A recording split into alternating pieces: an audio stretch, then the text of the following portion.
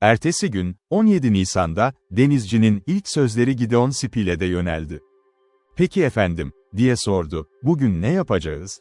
"Kaptan ne isterse," diye yanıtladı muhabir.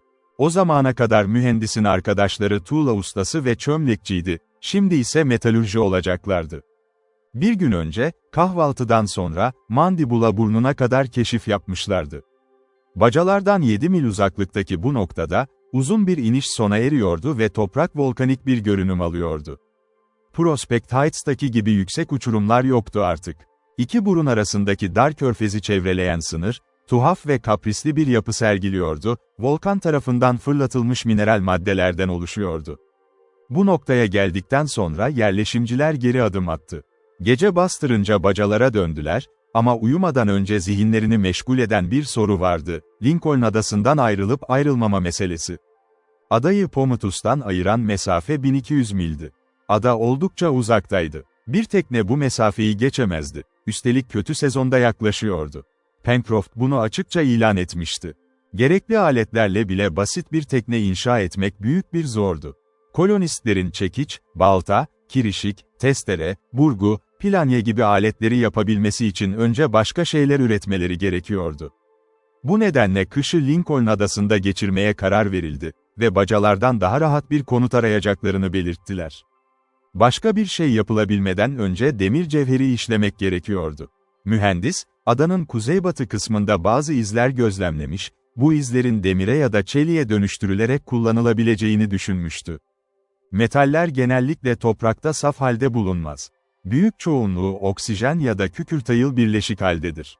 J. Rus Harding'in getirdiği iki örnekten biri manyetik demirden, yani demir oksitten oluşuyordu, diğeri ise demir sülfüreti, yani pirit olarak da bilinen bir mineraldi. Birincisi, kömürle indirgenmesi gereken bir cevherdi. Yani oksijeni tamamen yok ederek saf demir elde etmek için bu cevherin yüksek sıcaklığa maruz bırakılması gerekiyordu. Bu işlem iki yöntemle yapılabilirdi. Katalan yöntemiyle, bu yöntem cevheri tek bir işlemde demire dönüştürüyordu. Ya da patlama fırınıyla, bu yöntem önce cevheri eritiyor, sonra demire dönüştürüyor ve yaklaşık %3 ila 4 oranında kömür kaybına yol açıyordu. J. Rus Harding demir istiyordu ve onu mümkün olan en kısa sürede elde etmek istiyordu. Topladığı cevher çok saf ve zengindi. Bu, derinliklerin karışık kitlelerinde bulunan bir demir oksidiydi. Gri renkte, düzenli bir biçimde kristalleşmiş, oktaedron şeklinde siyah bir toz veriyordu. Yerel işaret taşları bu cevherden oluşuyordu ve bu birinci kalite demir, İsveç ve Norveç'ten Avrupa'ya bol miktarda tedarik ediliyordu. Bu damarın çok yakınında ise kolonistlerin daha önce kullandığı kömür damarı bulunuyordu. Üretim malzemeleri birbirine bu denli yakındı ki, cevherin işlenmesi büyük ölçüde kolaylaşacaktı.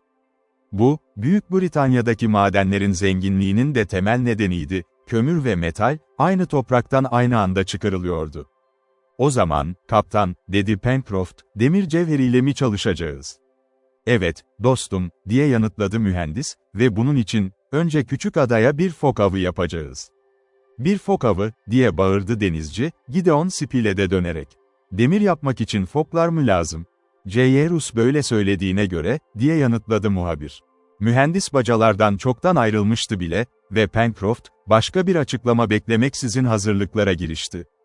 J. Rus Harding, Herbert, Gideon Spilett, N.E.B. ve denizci kısa sürede kıyıda toplandı. Alçak gelgit kanalda geçilebilir bir yol bırakmıştı. Avcılar dizden fazla ıslanmadan geçebildi. Harding bu kez ilk defa adacığa ayak basıyordu, yoldaşları ise ikinci kez. İnişte yüzlerce penguen korkusuzca onlara baktı. Avcılar isteseydi sopalarla kolayca öldürebilirdi onları, ama böyle boş bir katliama gönülleri razı gelmedi. Asıl önemli olan, kumun üzerinde birkaç kablo boyunca yatan fokları ürkütmemekti. Yerleşimciler bu nedenle akıllıca kuzeye doğru ilerledi. Küçük deliklerle dolu, yuvalar oluşturan zeminin üzerinden yürüdüler. Adacığın ucunda, suyun hemen üzerinde büyük siyah başlar belirdi. Sanki hareket halindeki kayalar gibiydi bunlar. Ele geçirilecek foklar işte bunlardı. Ama önce kıyıya inmelerine izin vermek gerekiyordu. Kısa tüyleri ve iyi yumuşak G biçimli yapılarıyla foklar suda mükemmel yüzücüydü, karada ise kısa perdeli ayakları onları ağır ve yavaş kılıyordu. Pencroft bu yaratıkların alışkanlıklarını iyi biliyordu ve beklemeyi önerdi. Güneş onları uyutacak, kumun üzerinde uzanacaklardı ve o zaman geri çekilme yollarını kesmek yeterli olacaktı. Avcılar kayaların arkasına saklandı. Sessizce bekledi. 1 saat geçti ve foklar kumda oynamaya başladı. Yarım düzine kadar vardı. Pencroft ve Herbert adacığın ucunu dolaştı, arkadan yaklaşarak geri çekilmelerini keseceklerdi. Bu sürede J.Y. Rus Harding, Spilett ve N.E.B., kayaların arkasına sürünerek ilerledi. Bir anda denizcinin uzun boylu figürü belirdi. Pencroft bağırdı. Mühendis ve 2 arkadaşı fırlayarak fokların önünü kesti.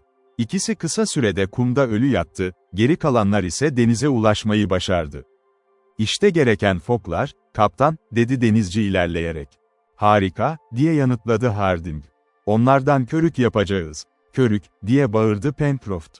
"Vay be, bunlar şanslı foklarmış." Gerçekten de mühendisin amfibi hayvanların kaplamalarıyla üretmek istediği şey bir üfleme makinesi, yani körüktü, cevher aramak için vazgeçilmez bir aletti bu. Hayvanlar orta boyutluydu, boyları 6 ayağı geçmiyordu, başları bir köpeğinkine benziyordu. Her iki hayvanın da yükünü taşımak gereksiz olacağından, N.E.B. ve Pencroft onları hemen orada yüzmeye karar verdi. J.Y. Rus Harding ile muhabir ise adacığı keşfetmeye devam etti. Denizci ve N.E.B. işi ustalıkla tamamladı. 3 saat sonra J.Y. Rus Harding'in elinde 2 fok derisi vardı ve bu deriler tabaklanmadan, oldukları gibi kullanılmak üzere hazırlanmıştı. Yerleşimciler gelgitin tekrar alçalmasını bekledi ve kanalı geçerek bacalara döndü. Deriler ahşap bir çerçeveye gerilecek ve dikilerek hava geçirmezlik sağlanacaktı. J.Y. Rus Harding'in elinde sadece topun yakasındaki 2 çelik bıçak vardı. Ama son derece zekiydi ve arkadaşlarının yardımıyla 3 gün sonra küçük koloninin araç gereç stoku, havayı cevherin içine enjekte etmek için tasarlanmış bir körükle desteklendi. Bu, operasyonun başarısı için vazgeçilmez bir koşuldu.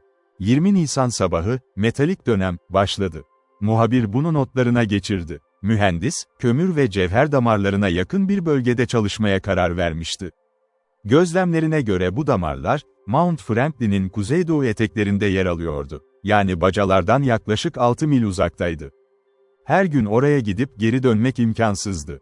Bu nedenle küçük koloninin bir dal kulübesinin altında kamp kurması, gece gündüz orada çalışması kararlaştırıldı. Sabah erkenden yola çıktılar. N.E.B. ve Pencroft körükleri taşıyordu, bir miktar sebze ve hayvansal erzak da yanlarındaydı. Yolda da ihtiyaç duydukları şeyleri bulabileceklerdi. Yol Jacamar ormanından geçiyordu. Güneydoğudan kuzeybatıya, ormanın en yoğun kesiminden ilerliyorlardı. Prospect Heights ile Mount Franklin arasında, ileride en doğrudan yol olacak bir güzergahı takip ediyorlardı. Ağaçlar muhteşemdi. Herbert yenilerini keşfetti. Pencroft bazılarını, sahte pırasa, olarak adlandırdı, büyüklüklerine karşın soğanı, arpacan ya da kuşkonmaza benziyorlardı. Pişirilince mükemmel bir yiyecek sunuyorlardı ve fermantasyonla çok hoş bir içki de üretilebiliyordu bunlardan. Bu nedenle köklerini iyi bir şekilde stoklamaya karar verdiler. Ormanda yol uzundu. Bütün gün sürdü ve bu, bitki ve hayvanları incelemek için bol zaman demekti. Top, faunanın özel bir koruyucusu gibi çimenler ve çalılar arasından koşarak her türlü izi buluyordu.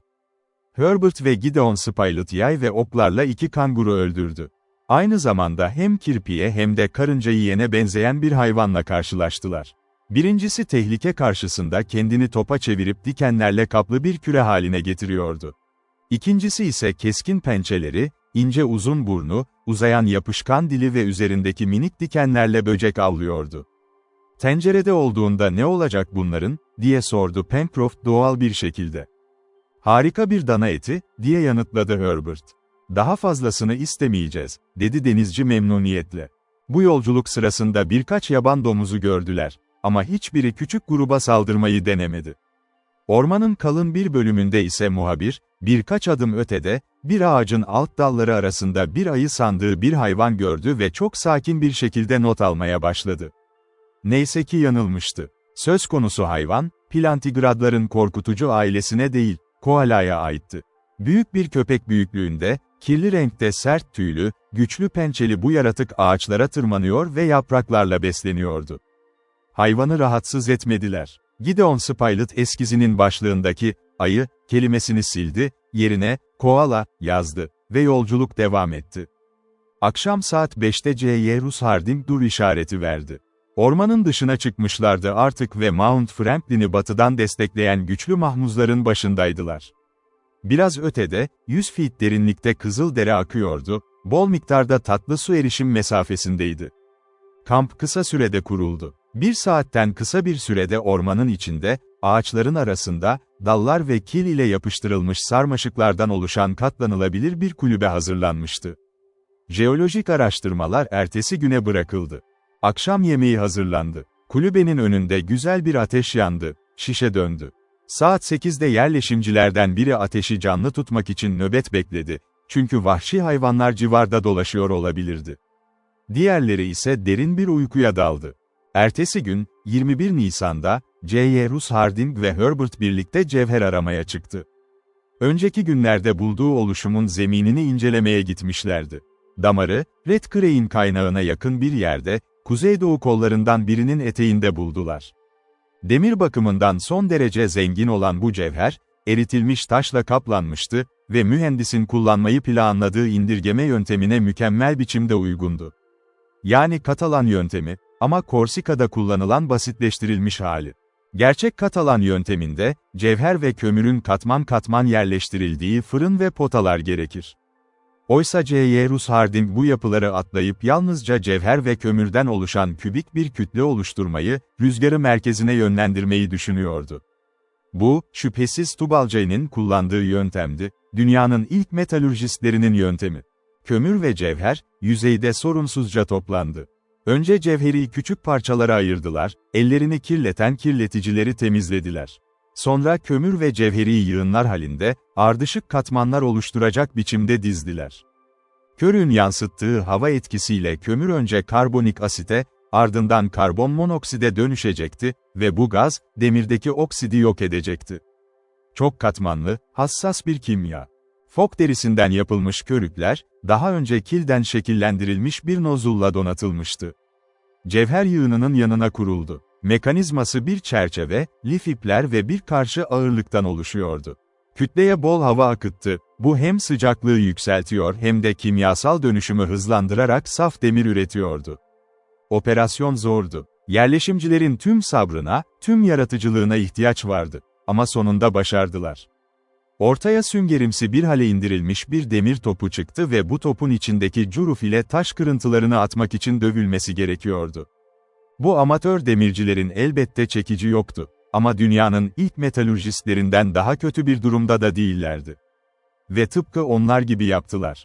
İlk topa bir sap takıldı ve çekiç olarak kullanıldı. İkinci top ise granit bir örs üzerine dövüldü. Kaba ama kullanışlı bir metal elde edilmişti. Sonunda, birçok denemeden ve büyük bir yorgunluktan sonra, 25 Nisan'da birkaç demir çubuk dövüldü.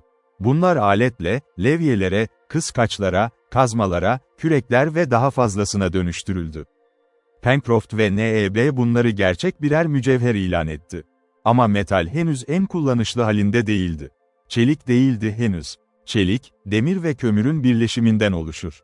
Ya sıvı cevherden fazla kömür alınarak, ya da demire eksik kömür eklenerek elde edilir. Birincisi metalin dekarbonizasyonuyla üretilen doğal ya da su birikintisi çeliği verir, ikincisi ise demir karbürasyonuyla elde edilen çimento çeliğini. C.Y. Russ Harding'in hedeflediği son ürün demirdi, saf haliyle. Metali toz kömürle, özel amaçlar için yapılmış bir kil potada ısıtarak başardı bunu. Bu çelik hem sıcakta hem soğukta şekillendirilebiliyordu. N.E.B. ve Pencroft, usta ellerin rehberliğiyle baltalar yaptı.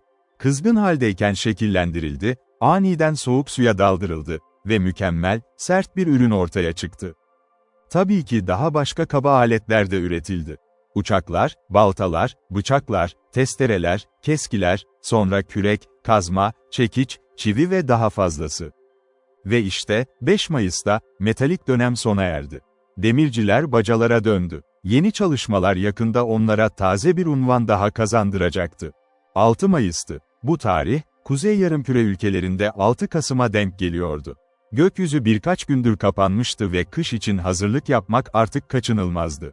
Sıcaklık henüz çok düşmemişti. Lincoln Adası'na 1 santigrat termometre götürülseydi, ortalama 10 ile 12 derece sıfırın üzerini gösterirdi.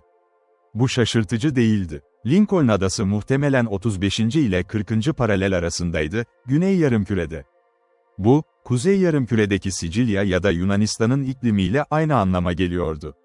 Ama Yunanistan'da ve Sicilya'da da şiddetli soğuklar olur, kar ve buz oluşur. Lincoln Adası'nda da kışın en sert döneminde aynısı yaşanacaktı. Ve buna karşı önlem almak şarttı. Soğuk henüz tehdit etmese de, yağmur mevsimi başlamak üzereydi.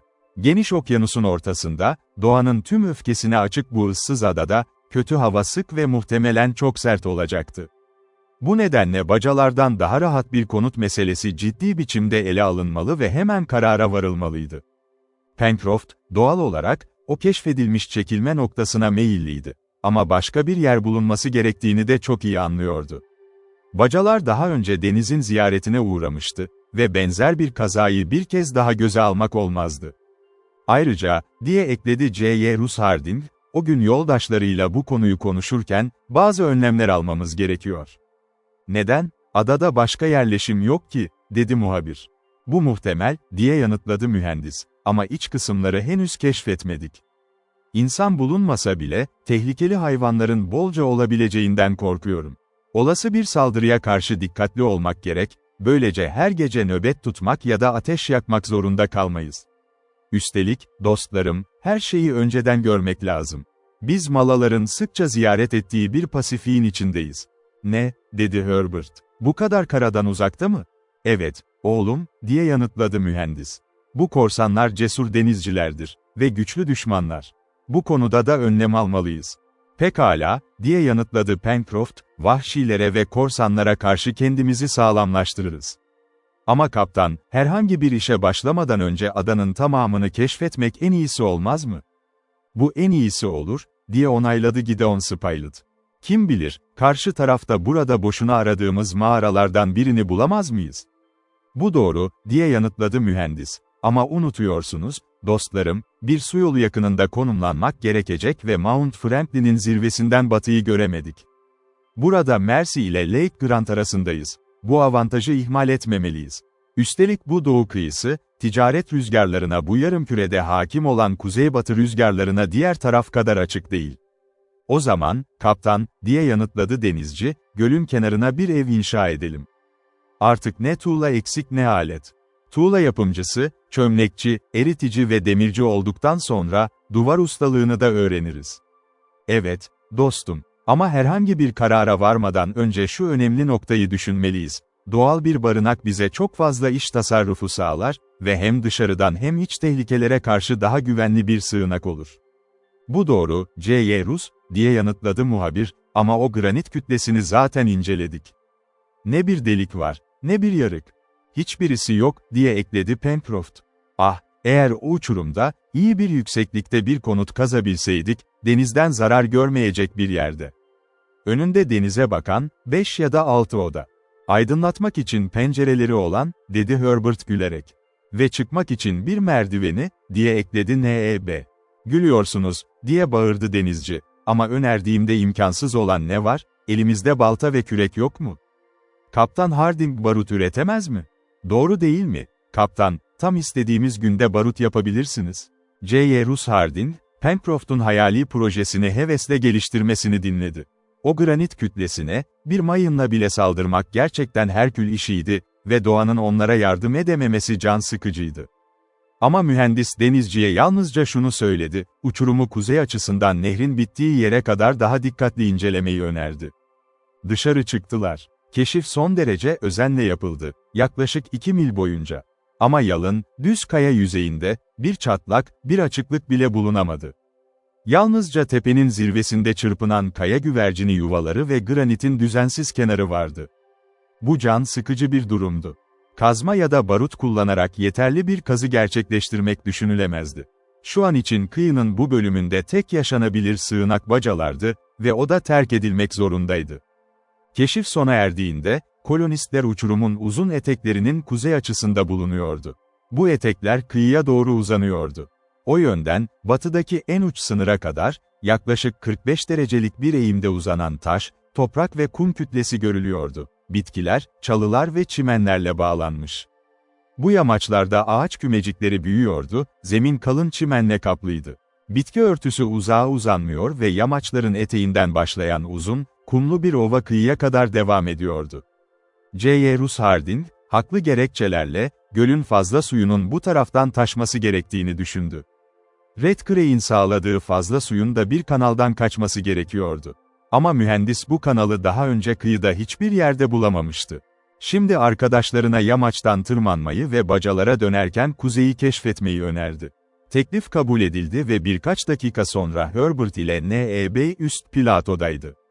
J.Y. Rus Harding, Gideon Spilett ve Pencroft daha ağır adımlarla arkadan geldi. Güzel su kütlesi ağaçların arasından parıldıyordu, güneşin altında. Ülke bu yönde büyüleyiciydi. Göz, ağaç gruplarında şölen yapıyordu. Yaşlılıktan bükülmüş bazı eski gövdeler, yemyeşil otlar arasında kararmış görünüyordu. Parlak kakadu sürüleri dallar arasında çığlık atıyor, bir daldan diğerine zıplıyordu. Yerleşimciler gölün kuzey kıyısına doğrudan gitmek yerine, platonun kenarından dolaşmayı seçti, böylece sol kıyısında bir dereyi takip edeceklerdi. 1,5 milden biraz fazla bir sapmadır bu. Yürümek kolaydı, ağaçlar geniş yayılmıştı ve aralarında bol yer vardı. J.Y. Rus Harding ve arkadaşları bu yeni zeminde büyük bir dikkatle ilerledi. Ellerindeki silahlar yay, okey ve keskin demir uçlu çubuklardı. Ama vahşi bir canavar ortaya çıkmadı. Tehlikeli yaratıkların muhtemelen güneydeki yoğun ormanlara çekildiği düşünülüyordu. Bununla birlikte hoş olmayan bir sürpriz yaşandı. Top büyük boyutta bir yılanın önünde durdu, 14 ile 15 fit uzunluğunda bir sürüngen. N.E.B. sopasıyla tek darbeyle öldürdü.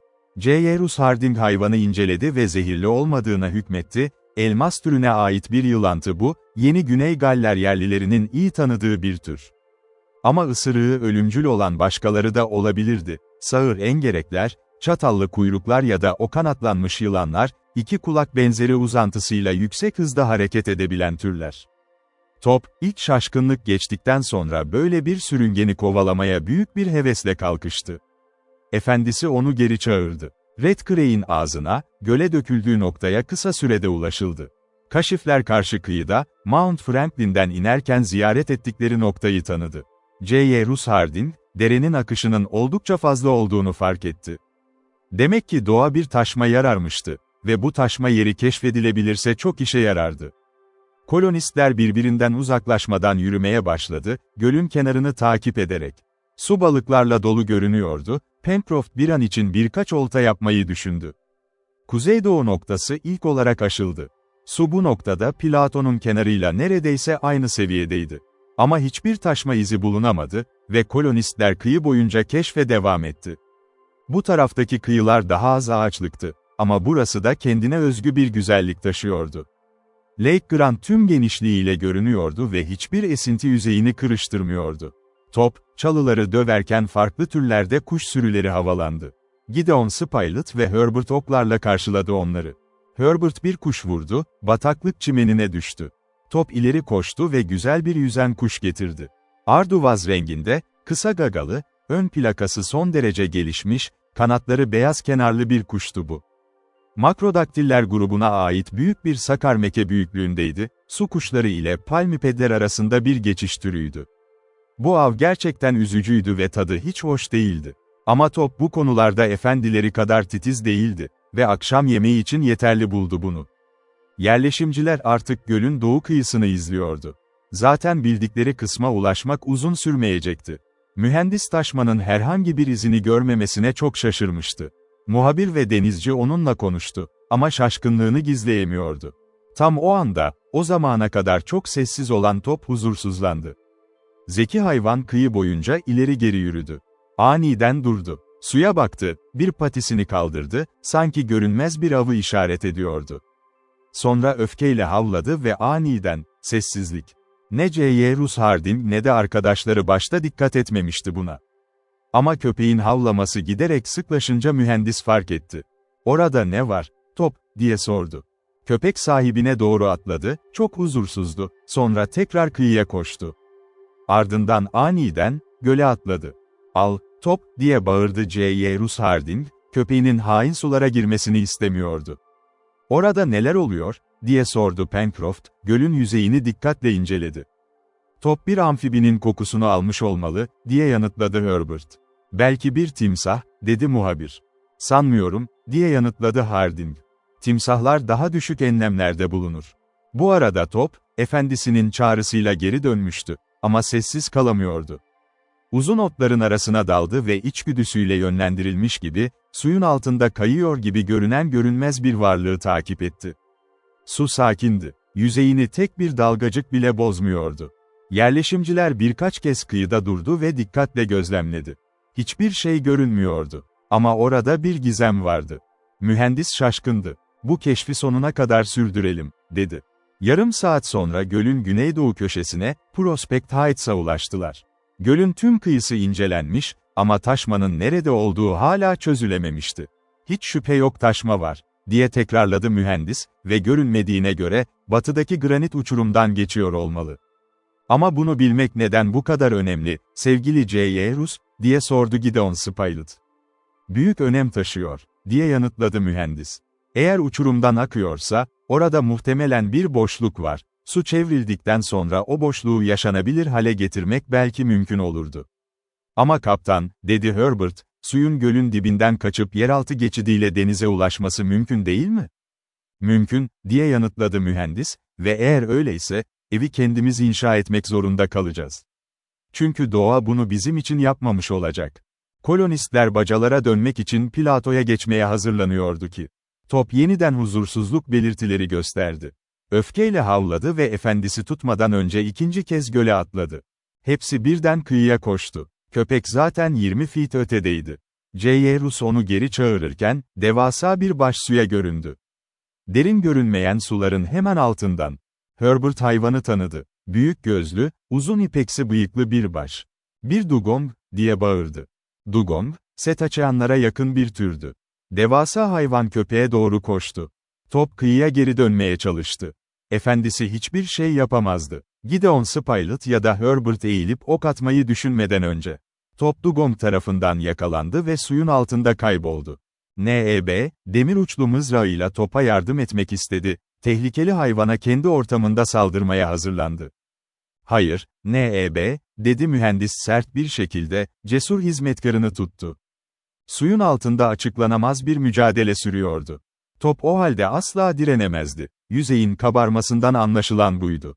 Korkunç bir çarpışma olmalıydı ve köpeğin ölümüyle sona ermeden bitilemezdi. Ama sonra, köpüklü bir dairenin tam ortasında top yeniden ortaya çıktı.